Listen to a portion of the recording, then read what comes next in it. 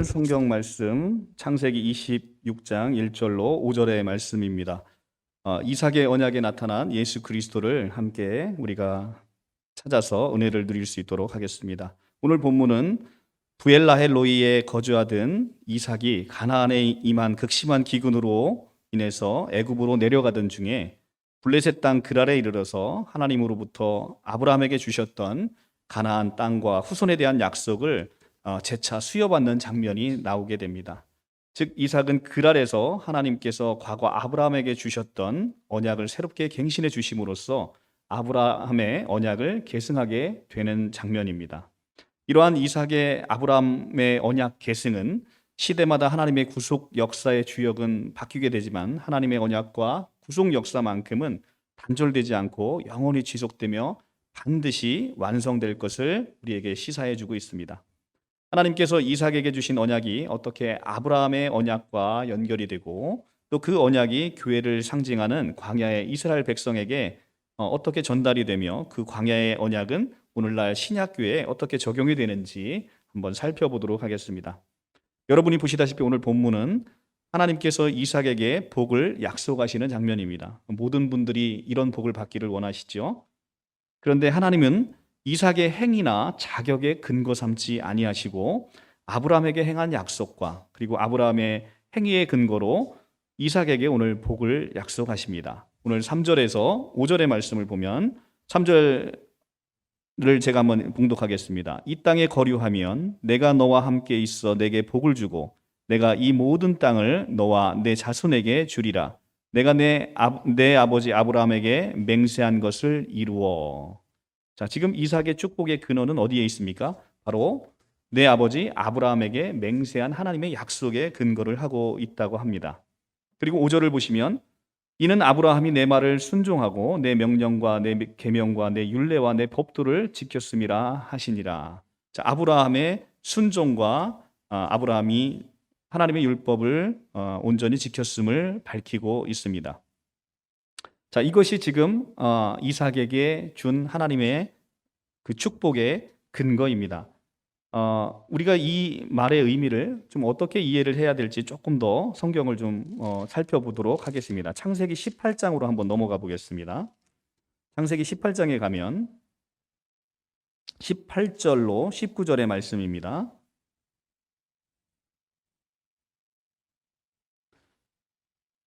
성경 22페이지입니다. 아브라함은 강대한 나라가 되고 천하 만민은 그로 말미암아 복을 받게 될 것이 아니냐. 내가 그로 그 자식과 권속에게 명하여 여호와의 도를 지켜 의와 공도를 행하게 하려고 그를 택하였나니 이는 나 여호와가 아브라함에게 대하여 말한 일을 이루려 함이니라. 아멘. 자, 하나님은 지금 창세기 18장에서 아브라함에게 약속하시기를 당신의 백성들이 하나님의 명령과 규례와 법도를 잘 지키는 자로 만드시기 위해 아브라함을 선택하셨다라고 얘기를 합니다.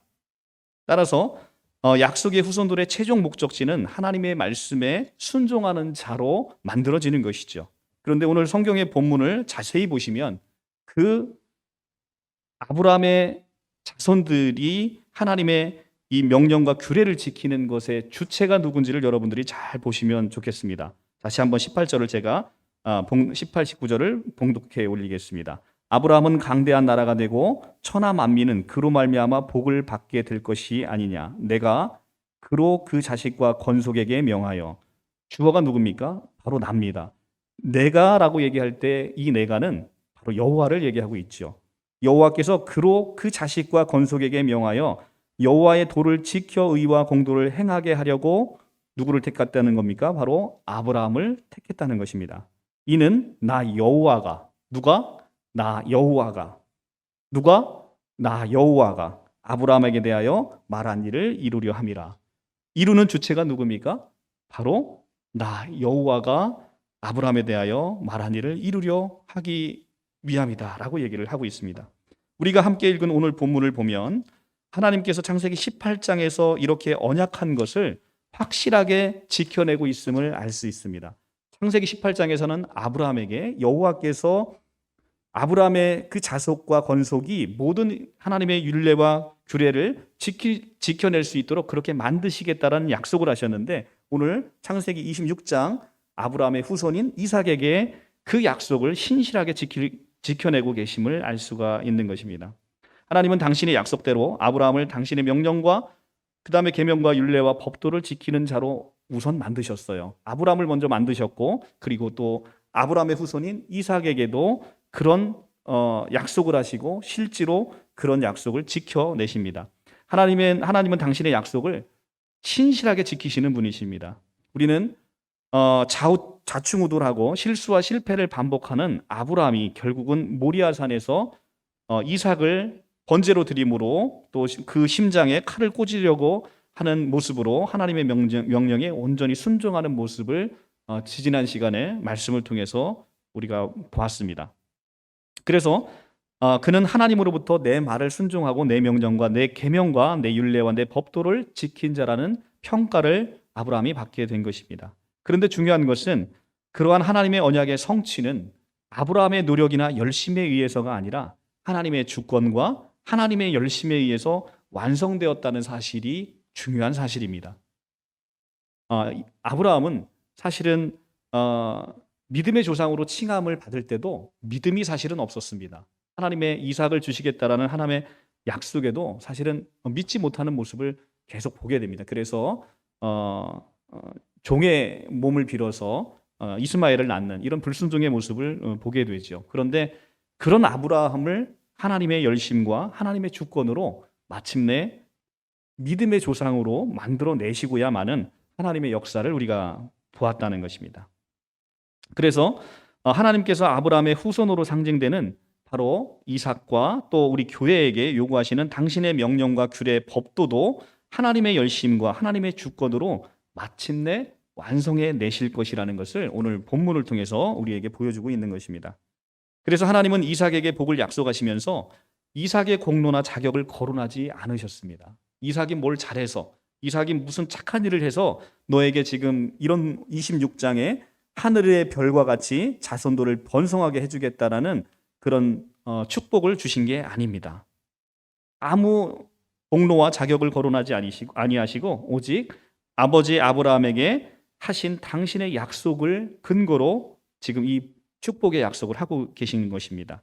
그러니까 하나님은 어디도 구속되실 분이 아니시지요. 그런데 스스로 피조물과의 약속을 통해서 그 약속으로 하나님 스스로가 제약되시는 분이십니다. 그것은 하나님 편에서는 제약이요, 우리 편에서는 은혜라고 할 수 있는 것입니다. 하나님은 사실 우리에게 약속하지 않으시면 너무나 자유로우신 분입니다. 그런데 그런 하나님이 피조물인 인간을 사랑하셔서 우리와의 약속을 신실하게 지켜내심으로 하나님은 스스로 제약되시고 우리에게 은혜를 베푸시는 모습을 성경은 계속 보여주고 있는 것입니다. 이것이 바로 하나님께서 우리에게 약속하신 새 언약의 핵심입니다. 새 언약은 옛 언약과 달라서 하나님께서 이루시겠다는 약속입니다. 우리는 구약의 옛 언약으로 표상되어 있는 많은 율법을 통해서 우리에게 명령하시는 하나님을 보게 됩니다. 그런데 새 언약의 백성이고 신약을 살고 있는 우리가 이 말씀을 옛 언약의 말씀으로 하나님의 율법으로 우리가 이해하고 성경을 바라본다고 하면 새 언약에서 주는 그 아름다운 놀라운 복음의 메시지를 우리가 온전히 이해해내지 못하고 있다는 것이죠. 우리에게 어떤 명령을 내리실 때, 우리에게 어떤 명령을 내리실 때 그 명령은 하나님께서 이루시겠다라는 약속인 것입니다. 이것을 계속 명령으로 듣고 무거운 율법의 무게로 여러분들이 사신다고 한다면 그것은 새 언약으로 예수 그리스도께서 이뤄 놓으신 그 약속을 너무나 폄하하는 것이 아닐 수가 없습니다. 이러한 새 언약은 바로 우리의 행위 언약에 근거하지 않고 바로 하나님의 은혜 언약에서 비롯되는 것입니다. 구원은 우리의 노력이나 우리의 자격이나 우리의 열심의 근거를 얻을 수 있는 것이 아니라 오직 하나님의 은혜로만 받을 수 있다는 것을 오늘 본문은 설명하기 위해서 하나님께서 아브라함, 이스라엘 백성들에게 그들이 지키지 못할 율법을 내리셨던 것이고 그럼에도 불구하고 하나님의 아들인 예수 그리스도의 죽음과 부활을 통해서 그 자신이 내려진 그 율법을 온전히 이뤄내시고 우리에게 거저 선물로 주시는 은혜 언약인 새 언약을 우리에게 주셨다는 것을 오늘 성경 본문을 통해서 다시 한번 우리가 볼 수 있는 것입니다. 하나님은 그러한 하나님의 열심과 그분의 주권에 의한 구원의 완성의 모형을 아브라함의 삶과 그의 순종 그리고 그의 죽음으로 한번 먼저 보여주시고, 그 다음에 또다시 그의 아들인 이삭을 통해서 이삭의 삶을 통해서 인간의 무력함과 불가능함을 우리에게 확인시켜 주시고, 그 약속의 후손에게 내려지는 복이 어디서 오는지를 우리에게 온전히 보여주고자 하는 것입니다.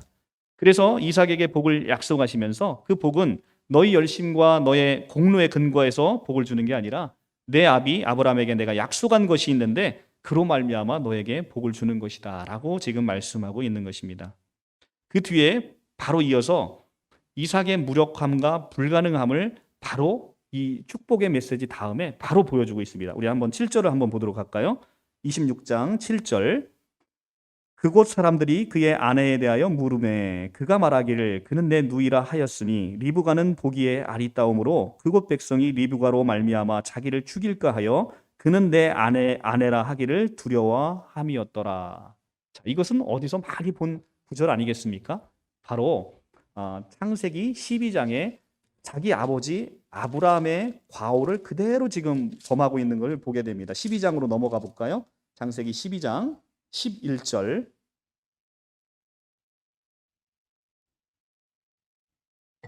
창세기 12장 11절. 그가 애굽에 가까이 이르렀을 때 그의 아내 사레에게 말하되 내가 알기에 그대는 아리따운 여인이라. 애굽 사람이 그대를 볼 때에 이르기를 이는 그의 아내라 하여 나는 죽이고 그대는 살리리니 원하건대 그대는 나의 누이라 하라. 그러면 내가 그대로 말미암아 안전하고 내 목숨이 그대로 말미암아 보존되리라 하니라. 지금 아버지 아브라함과 이삭은 똑같은 잘못을 범하고 있죠. 자기 목숨이 위태로워서 아름다운 아내를 두고 있는 두 부자는 그 아내를 누이라고 속여서 자기의 생명을 부지하려고 하고 있습니다. 이것은 사실은 보통 사람들도 하지 않는 그런 모습이죠. 근데 믿음의 조상 아브라함이 이런 짓을 했다는 것입니다. 그리고 그 아브라함의 축복을 이어받은 바로 이삭도 바로 이런 짓을 범했다는 것입니다. 그러니까 지금 성경이 얘기하고자 하는 얘기는 무엇입니까? 바로 아브라함과 이삭이 어떤 의로운 행위나 어떤 아브라함의 공로가 있어서 이 축복의 메시지를 주는 것이 아니라는 것입니다. 하나님께서 스스로 약속하셨으므로 그 약속의 신실성을 지키기 위해서 우리 인간에게 은혜를 베푸신다라는 얘기를 하고 있습니다. 사실 세상 사람들도 잘 하지 않는 그런 어마무시한, 사실은 지금 보면 어떻게 보면 대표적인 이혼감이죠, 그죠? 대표적인 이혼감입니다. 두 사람 모두 다 아내로부터 아마 이 뺨을 몇 대를 맞았을 아주 사실 굉장히 힘든 아내들이 수용하기 사실 힘든 그런 요구를 했던 것이죠. 이것은 바로 하나님께서 우리에게 주어지는 축복이 우리의 행위에 있지 않다라는 것을 오늘 본문이 바로 보여주고 있는 것입니다. 아브라함이 어떤 자격이 있어서 혹은 어떤 열심이나 노력과 결단에 의해서 하나님의 규례와 말씀과 법도를 지킨 자가 되는 것이 아닌 것처럼 이삭도 이삭의 노력에 의해서가 아니라 하나님의 열심과 하나님의 주권에 의해서 하나님께서 바로 하나님의 규례와 말씀과 법도를 지키는 자로 이삭과 이삭의 후손을 만들어 내시겠다라는 하나님의 열심이 오늘 본문에 그려지고 있는 것입니다. 이스라엘 백성들은 아브라함이 실수할 때마다 그의 삶의 치밀하고 세밀하게 간섭하시는 하나님의 열심을 이미 모세를 통해서 배워왔습니다. 그리고 아브라함이 하나님의 시험에서 멋진 승리의 모습을 보일 때 하나님께서 얼마나 기뻐하셨는지도 그리고 또 그에게 어떠한 약속을 해주셨는지도 모세를 통해서 배워왔을 것입니다. 그들은 하나님의 언약은 반드시 성취된다는 것을 알았을 것이고 당신의 언약을 반드시 성취하고야만은 하나님의 능력도 배웠을 것입니다. 하나님은 그 광야의 이스라엘 백성들을 경험과 지식과 가르침으로 설득하고 계시는 것입니다. 하나님의 백성들이 그 땅에서 복과 생명 또 사망과 화 중에 어떤 것을 선택해야 올바른 삶을 살 것인지를 그리고 어떤 것을 선택해야 진정한 행복해지는지를 계속해서 하나님께서는 자기 백성들에게 설득하고 계시는 그런 과정에 있는 것입니다. 하나님은 그렇게 당신의 백성들에게 경험과 지식을 통해 설득해 나가고 계시는 과정에서 너는 내 말을 들으라고 명령하고 계시는 것입니다. 그 말은 너희들이 지금까지 보고 배운 경험한 것처럼 난 반드시 너희도 내 목적에 맞는 자로 만들어내고야 말겠다라고 하는 하나님의 자기의 결단, 자기의 열심을 우리에게 선언하고 있는 것입니다. 사망과 화가 아닌 생명과 복을 선택하도록 그리고 당신이 당신의 열심을 만들어 내시고야 말겠다라는 하나님의 굳은 의지 표명이 오늘 성경의 본문을 통해서 나타나고 있는 것입니다. 우리에게 무엇을 하라고 요청하는 것이 아니라 바로 하나님의 스스로의 의지를 표명함으로 말미암아 너는 나 여호와가 이렇게 너에게 복 주겠다라고 약속하니까 너는 그 약속 안에서 평안하고 그 약속 안에서 행복을 누리고 살라라고 얘기하고 있는 것입니다. 바로 이것에 이 하나님의 열심이 이 땅에 가시적으로 만개에서 피어난 결정판이 바로 예수 그리스도의 성육신이고 또 그분의 삶고 그리고 또 그분이 십자가에 달려 죽으시고 부활하신 사건이 바로 하나님께서 자신의 열심과 그리고 또 백성을 사랑해서 우리에게 주신 사랑의 최고봉이 바로 예수 그리스도의 이 땅의 성육신이고 십자가의 죽으심인 것입니다. 이렇게 하나님께서 우리에게 복을 주시는 복의 내용은 하나님께서 우리의 자격이나 공로를 근거하지 아니하시고 오직 하나님의 열심으로만 우리 성도들을 구원하시고 복을 주셔서 결국은 당신이 기뻐하는 자로 우리를 만들어내고야 마시겠다는 하나님의 굳은 의지의 표명인 것이지요. 그래서 성경은 하나님께서 우리를 부르신 복과 은혜의 최종 종착점을 다음과 같이 묘사하고 있습니다. 에베소서 1장 3절의 말씀으로 같이 한번 가보겠습니다. 에베소서 1장 3절의 말씀입니다. 신약성경 310쪽입니다.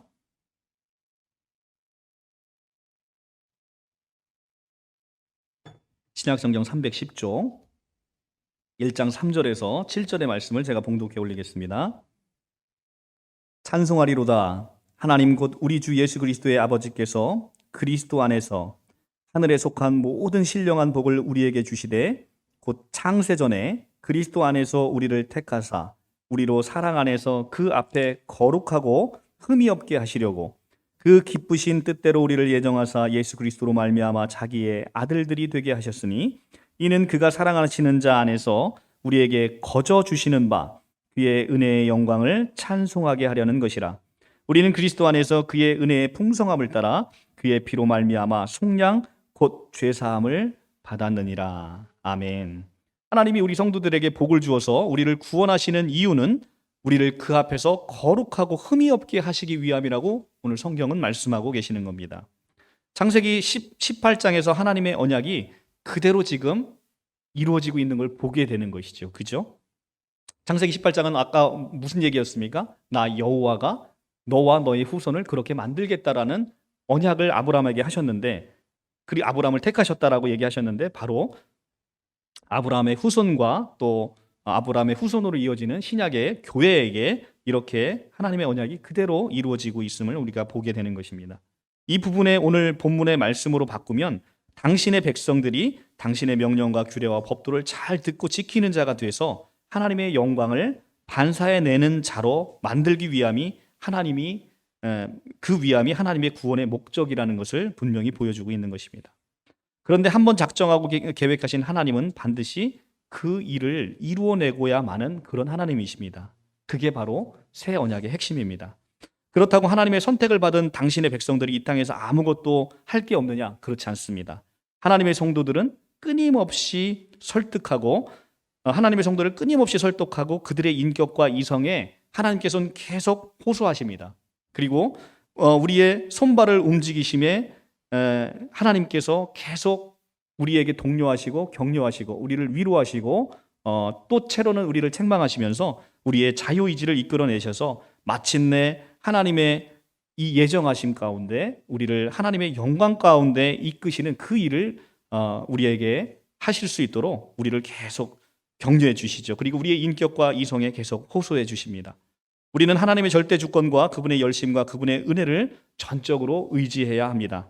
그러나 하나님이 우리의 손발을 우리의 손발을 하나님께서 격려해 주시고 인도해 주심으로 말미암아 하나님의 예정 가운데서 우리에게 자유의지로 그것을 하게 만드심으로 말미암아 마침내 그 일을 하나님이 이루신다는 것이죠. 하나님의 목적은 당신의 자녀들로 택함받은 성도들이 그들의 인격과 이성에서 진심으로 우러나오는 항복과 순종을 하게 하시는 것입니다. 절대 당신의 백성들을 로봇처럼 앵무새처럼 그런 모양으로 당신이 영광 받으시고 찬양받기를 원하지 않으시는 것입니다. 하나님의 목적은 우리를 천국에 넣으시는 것에 앞서서 우리를 당신이 원하시는 분량으로 성숙시키고 완성시키는 데 있습니다. 여러분들이 새신자반 교육을 혹시 안 들으신 분 있으면 지난 시간에 예정과 자유의지를 아주 자세하게 풀어놨습니다. 하나님의 예정과 자유의지가 어떻게 상충되지 않고 하나님이 예정하시고 우리의 자유의지는 하나님의 예정을 이루게 되는 그 놀라운 사건이 어떻게 이루어지는지를 자세히 제가 강의를 했으니까 그 새신자반을 보시면 여러분들이 더 자세히 알 수가 있을 것입니다. 자, 오늘 본문으로 다시 돌아와서 우리가 본문에서 하나님의 축복을 받을 때 하나님께서는 반드시 우리에게 한 가지 조건을 우리에게 제시하고 있습니다. 한번 같이 볼까요? 자, 오늘 본문에서 보면 성도가 세상을 향할 때는 반드시 실족하게 되는 것도 함께 언급하고 있습니다. 오늘 본문 1절을 보면 이삭은 자신이 거주하던 땅에 극심한 흉년이 들자 그랄 땅으로 이주를 했습니다. 그런데 2절을 보면 하나님께서 이삭에게 나타나셔서 애굽으로 내려가지 말고 가나안 땅에 머물 것을 지시하고 있습니다. 애굽으로 내려가지 말고 내가 내게 지시한 땅에 거주하라.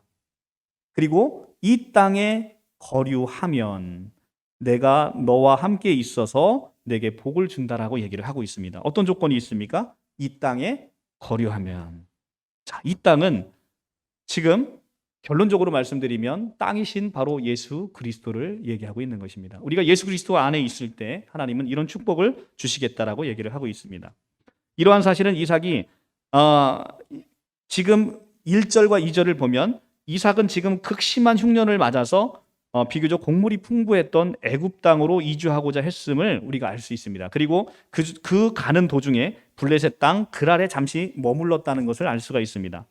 그러므로 이 7절 이하에 나타난 이삭의 아브라함에게 벌어졌던 그 실수와 똑같은 실수가 이루어진 것은 그가 하나님의 약속을 땅을 떠나서 애굽으로 이주하려고 함으로써 비로소 발생됐다는 것을 알 수가 있는 것이죠.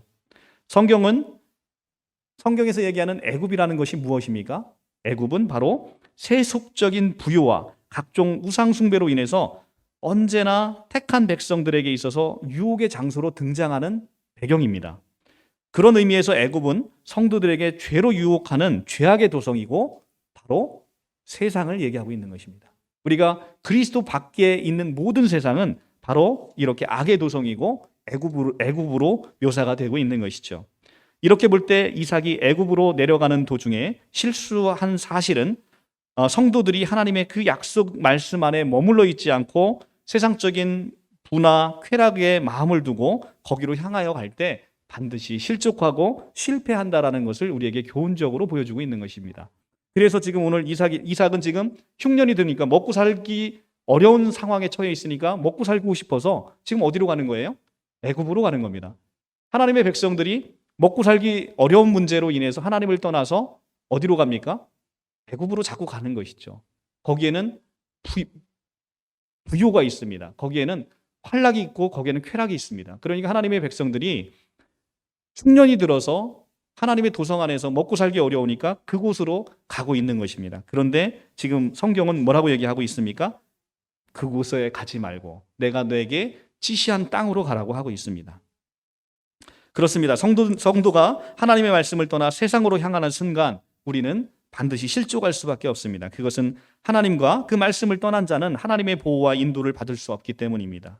성도는 하나님의 장중 안에 머물러 있을 때만 안전하고 하나님의 선하신 인도함을 받을 수 있는 것입니다.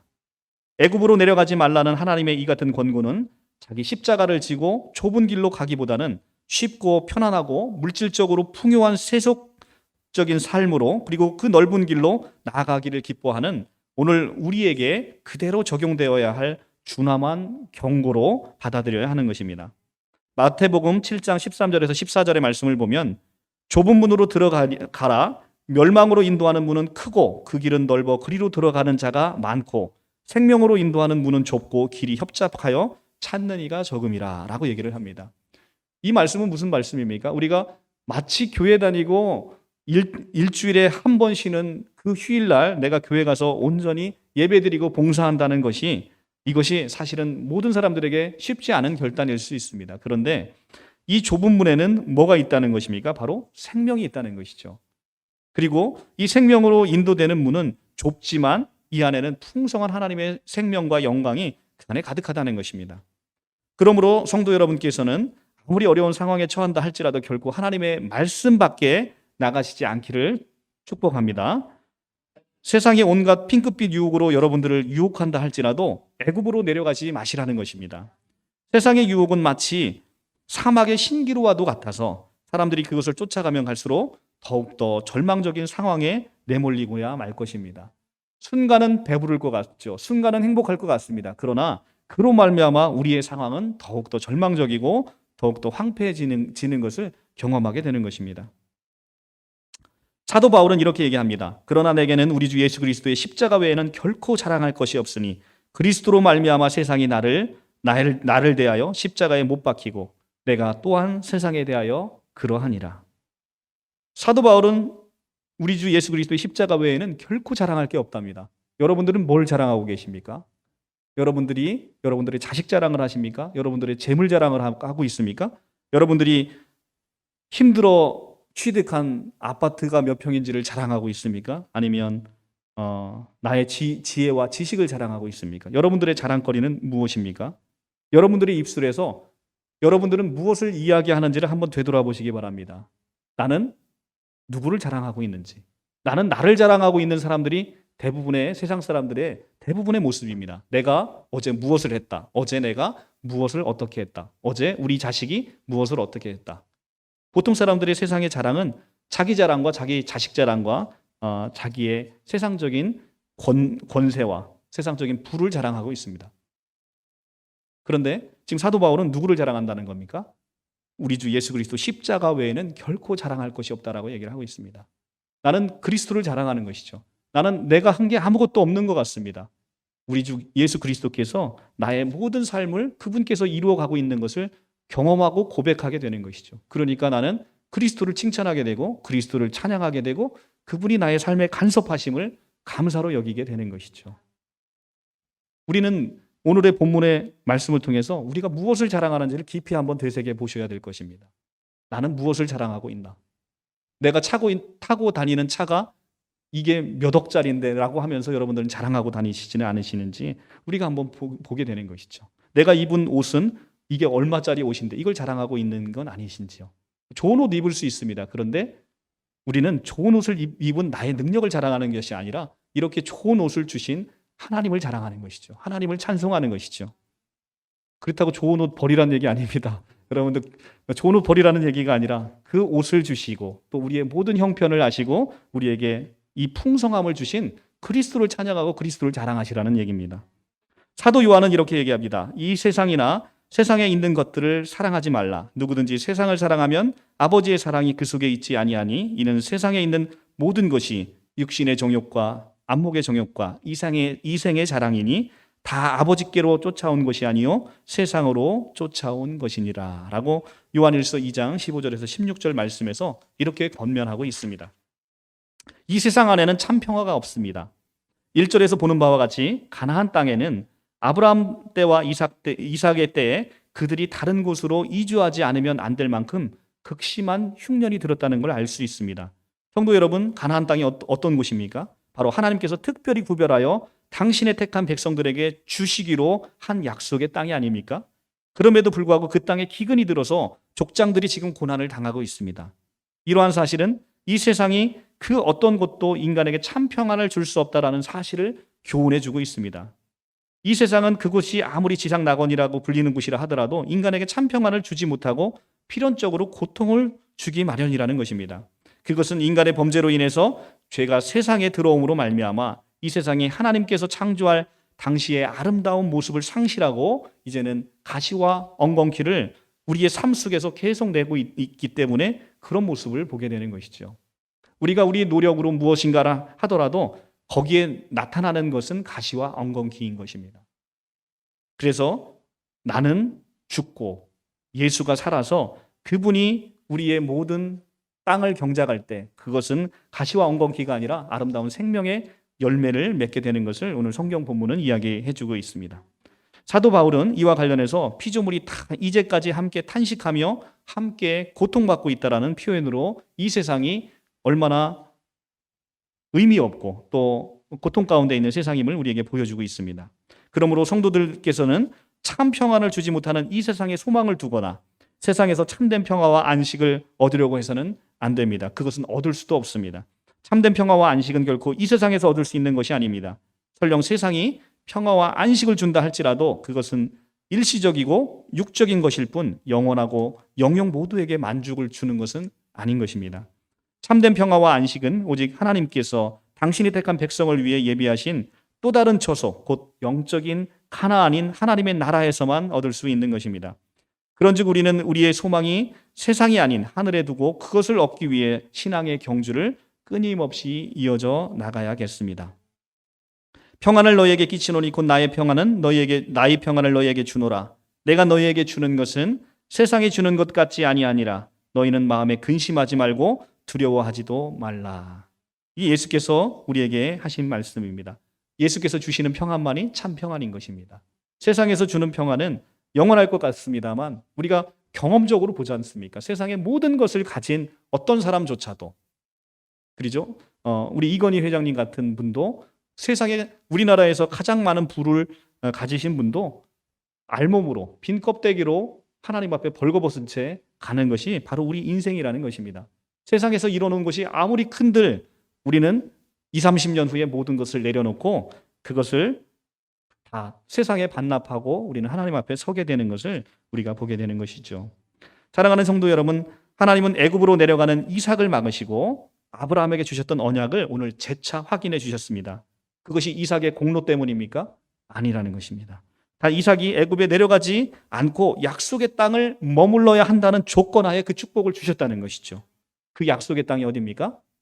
바로 예수 그리스도시라는 것이죠. 땅이신 예수 그리스도를 여러분이 누리셔야 된다는 것이죠.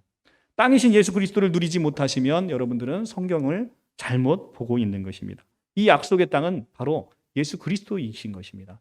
요한복음 15장 5절에 나는 포도나무요 너희는 가지라. 그가 내 안에 내가 그 안에 거하면 너희가 많은 열매를 맺나니 너희가 나를 떠나서는 아무것도 할 수가 없느니라 라고 얘기를 하시잖아요. 그가 내 안에 내가 그 안에.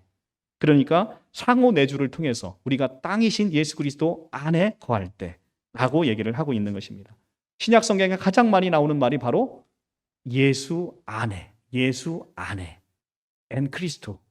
이 단어가 가장 많이 나오는 것이죠. 우리가 예수 안에 거할 때 그때 비로소 우리는 열매를 맺을 수 있다는 것입니다.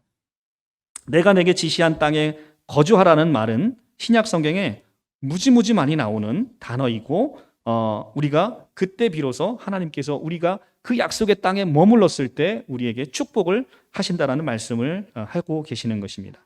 26장 4절처럼 그 축복의 내용은 바로 번성하게 하며 그 다음에 주리니 복을 받으리라. 이 세 단어로 요약할 수가 있습니다. 번성하게 하며 주리니 복을 받으리라. 이것이 히브리 원어 성경으로 보면 왜 히르베티, 왜 나티티, 왜 하트바꾸라, 빠라꾸라고 얘기를 하고 있습니다. 이것을 직역하면 나는 반드시 번성하게 만든다. 그리고 나는 준다. 그리고 그들은 복을 받는다. 라고 해서 히브리 원어 단어 왜라는 그리고 접속사를 3번 해서 반복해서 사용하고 있습니다.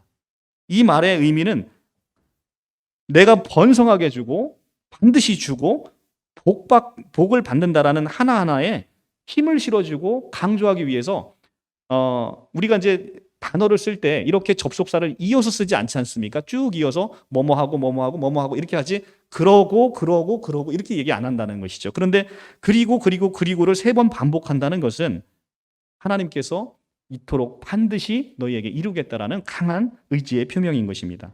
얼마나 이 복이 확실한지 아시겠죠? 뿐만 아니라 모든 일들이 아직 이루어지지 않고 장차 이루어질 일임에도 불구하고 히브리 원어 성경의 시제를 보시면 이것은 완료형을 사용했습니다. 완료형을 사용했다는 것은 반드시 하나님께서 이룰 것을 이미 예정해 놓으셨다는 것이죠. 그러니까 히브리 성경의 원어 성경으로 보게 되면 이 복이 얼마나 우리에게 확실하게 임했는지를 알 수 있는 아주 은혜로운 본문 말씀이 아닐 수가 없습니다. 오늘의 말씀을 맺도록 하겠습니다. 오늘 본문에서 우리는 어떻게 복을 받게 되고 그 영적 원리가 어떠한지, 새 언약은 무엇인지를 함께 살펴보았습니다. 그것은 하나님의 열심 때문이요, 그분이 스스로 한 언약 때문이며 우리가 아브라함의 허리에 담겨 모두 하나님의 말씀에 순종하고 하나님의 명령과 계명과 율례와 법도를 지킨 자로 하나님이 보아주시겠다라고 이미 우리에게 선포하셨기 때문입니다. 히브리서 7장 9절에서 10절의 말씀을 여러분 반드시 성경을 한번 찾아서 보시기 바랍니다. 거기에는 레위가 아브라함이 멜기세덱에게 11조를 드릴 때 아브라함의 허리에 있었기 때문에 레위도 아브라함이 이 멜기세덱에게 11조 바칠 때 레위도 함께 11조를 바쳤다라고 얘기를 합니다. 자, 지금 오늘 성경 말씀은 어떻게 얘기하냐면 아브라함이 그 명령을 지켰다라고 얘기를 합니다. 하나님의 명령을 온전히 순종하며 지켰다라고 얘기를 합니다. 그러면 아브라함이 그 명령을 순종하며 지켰을 때 여러분은 어디에 있었습니까? 바로 아브라함의 허리에 있었다는 것이죠. 여러분들은 아브라함의 후손이지 않습니까? 아브라함의 허리에 여러분들이 있어서 아브라함이 지킬 때 여러분은 아브라함과 함께 하나님의 명령을 지킨 자로 보아주시겠다라고 얘기하는 게 바로 그것이 바로 하나님이 우리에게 놀랍게 선포하신 새 언약이라는 것입니다. 이처럼 새 언약 아래 백성들은 자신의 노력과 의지로 구원을 입는 것이 아니라 새 땅이신 예수 그리스도 안에 거함으로 그분의 은혜와 구원의 영광을 얻게 되는 것이며 그분이 우리 안에서 일하심을 경험하게 되는 것입니다. 빌립보서 2장 13절의 말씀, 너희 안에서 행하시는 이는 하나님이시니 자기의 기쁘신 뜻을 위하여 너희에게 소원을 두고 행하게 하시나니 라고 얘기를 하십니다. 이처럼 하나님이 우리 안에서 자기의 기쁘신 뜻을 위해서 우리에게 소원을 두고 행하시고 일하심을 경험하시기를 여러분들한테 간절히 축원합니다. 또한 하나님께서는 애굽으로 상징되는 세상으로 자기의 삶의 중심을 옮기지 말라고 지금 얘기하고 있습니다. 그리고 어디에 우리에게 거하라고 합니까? 바로 하나님께 약속의 땅이신 예수 그리스도 안에 거하라고 하십니다. 그 땅에 거하기만 하면 하나님께서는 우리의 영육간의 축복을 베풀어 주실 것을 오늘 확실하게 완료 시제를 써서 우리에게 약속하고 계십니다. 그러므로 우리는 세상이 주는 순간적인 만족과 쾌락을 추구하기보다는 하나님이 약속하신 이 영원한 만족과 이 영원한 기쁨을 추구하고 하나님과 그 말씀이신 예수 그리스도 안에 머물므로 말미암아 이삭에게 내려진 그 축복이 오늘 사랑하시는 우리 성도님들 안에도 가득 임하기를 간절히 축복합니다. 기도하겠습니다.